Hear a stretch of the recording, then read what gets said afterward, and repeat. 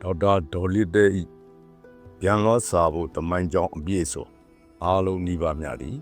အနောက်အာဖရိကသို့သူခရီးထွက်ရမှအပြန်တွင်နေရာယူဖြစ်ပျက်ခဲ့ရန်ဖြစ်သည်ထိုခရီးအကြောင်းနည်းငယ်ပြောပြီးသည်နှင့်ခပ်မြန်မြန်ထိုအကြောင်းစပါတော့မည်စိန်တော်မီမှမြို့ကလေးပတ်ဒဲပိုင်တို့အိမ်ပြန်ခရီးအတွက်သူသင်္ဘောကိုရွက်စတင်လွှင့်ရန်ဦးလဲလိုက်သည့်နေရာမှစပြီးပြောရပေမည်ဒီချိန်မတိုင်မီကာလကို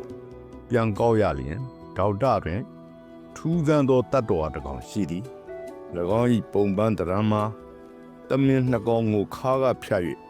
ခါချင်းတိဆက်ပေးထားသလိုကိုနောက်ပိုင်းမရှိရှေ့ပိုင်းကြီးရှိသောခေါင်းနှလုံးတတ်တော်ဖြစ်သည်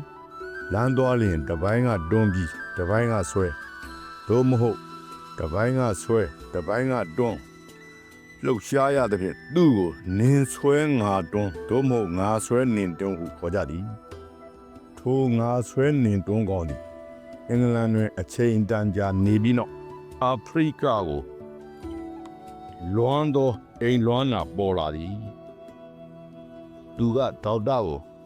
အလွန်ခင်မင်တွေ့တာနေသည့်အလျောက်သူ့ကိုခွဲခွာသွားလိုခြင်းလဲအလင်းမရှိဖြစ်နေသည်ထို့ကြောင့်လွန်ကဲအေးပိုလာသောဆောင်းရက်တစ်ရက်တွင်အာဖရိကကိုရဲအားအမြန်လေးမပြေးလိုက်ချင်ဘူးလားဟုဒေါက်တာကိုမေးလာသည်တပတ်သို့မဟုတ်နှစ်ပတ်ခန့်မြတ်သာဟုဆိုပါသည်ဒေါက်တာကအလွယ်တကူသဘောတူသည်သူခရီးမထွက်ရသည်မှာကြာပြီဖြစ်သည့်အပြင်အင်္ဂလန်၏ဒီဇင်ဘာအေးဓာတ်မှအပြောင်းလဲကိုလိုအပ်နေသည်ဟုခံစားရ၍လည်းဖြစ်သည်တို့နှင့်သူခရီးစထွက်သည်ငါဆွဲနင်းတွန်းအပြင်သူခေါ်သွားသည်မှာဘဲမလေးတဒဒီွက်လေးတူးတူးခွေကလေးကြစ်ဝက်ကလေးကွာကွာနှင့်ကြွက်ဖြူတို့ဖြစ်ကြသည်မြောက်တိုင်းပြည်မှအပြန်အတူတူစွန့်စားခဲ့ကြသောအဖွဲ့ဝင်များပင်ဖြစ်သည်ထိုခရီးအတွက်ဒေါက်တာကတင်မောအငယ်တစ်စည်းဝယ်သည်အိုဟောင်းပြီးအမြင်စုပ်နေ၍ရှိုးတော့မကောင်းပါသို့တော့ရာသီဥတုဆိုးကိုကြမ်းကြခံနိုင်သောတောင်းတင်းတင်မောတစ်စည်းဖြစ်သည်သူတို့ကဘီနင်နိုင်ငံ၏တောင်ပိုင်းကမ်းခြေတိုင်အောင်ရွက်လွင့်သွားကြသည်ထိုနေရာမှထူးထူးဆန်းဆန်းလူမျိုးနွယ်စုများနှင့်အာဖရိကဘရင့်နိုင်ငံများတို့သို့တွားရောက်လည်ပတ်ကြသည်သူတို့၏တင်မောကိုကန့်ကတ်ထားစဉ်အတွင်းငါဆွဲနင်တွန်းသည်သူ၏စကြက်ဟောင်းနေမီများကိုလှည့်လည်ကျက်စားခွင့်ကောင်းကောင်းရသည်